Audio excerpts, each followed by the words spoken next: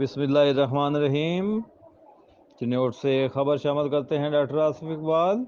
محکمہ فشریز ضلع چنیوٹ کی طرف سے ڈینگی کے خاتمے کے لیے اقدامات جاری۔ ضلع چنیوٹ کے کھڑے پانیوں میں تلاپیا مچھلی کی سٹاکنگ کی گئی۔ سٹاکنگ ڈینگی مچھر کے بایولوجیکل کنٹرول کے لیے انتہائی فائدہ مند ہے۔